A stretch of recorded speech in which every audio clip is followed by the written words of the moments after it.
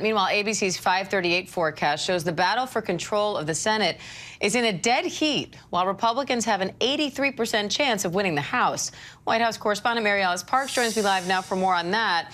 Mary Alice, I want to start with this forecast from 538, because if Republicans win the House, what does that mean for the government moving forward to either have a divided Congress or a Republican-controlled Congress with a Democratic White House?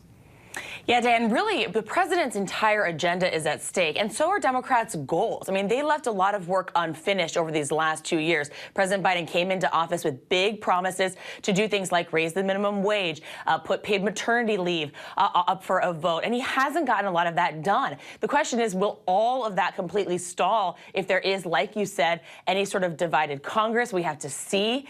And, of course, there's been threats already from Republicans, the idea that if they take control of the House, they plan to aggressively investigate this administration. So we could be looking at a lot of subpoenas, a lot of hearings, a lot of really big oversight work from Republicans if they do take the House. Mary Alice, President Biden is expected to address the nation tonight about the threat of election deniers and the stakes for our democracy in these elections.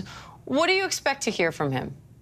Yeah, this is interesting. He's doing this speech here in D.C. on Capitol Hill. His team says that that's because that was the site on January 6th where people worked to try to subvert election results, where we saw those rioters, those insurrectionists really storm the Capitol to try to keep the democratic process from playing out. And he wants to address that again head on this close to the election.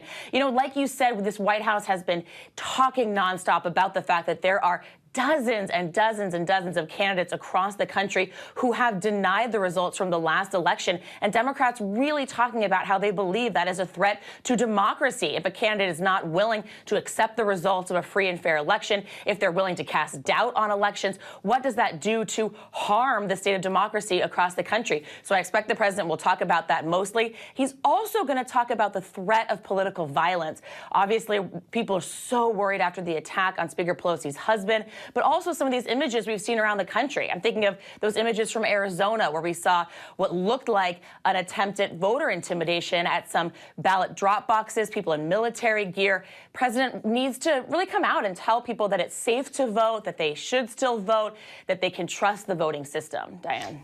Meanwhile, Vice President Kamala Harris is set to announce more than $13 billion in assistance to help cut energy costs this winter. What role is she playing in this final push toward Election Day? Yeah, mostly we've seen her out on the campaign trail talking about the issue of abortion. She's been talking with a lot of female candidates around the country about reproductive health, about Democrats' push to make sure there's continued access to reproductive health. But this is an interesting announcement about energy prices and home heating this winter. I actually just got back from a trip from New Hampshire. There's a tough, really close Senate race there. I'm also thinking about Maine, where there's a close governor's race. Some of these states where the candidates are talking nonstop about this issue because they know people are so concerned.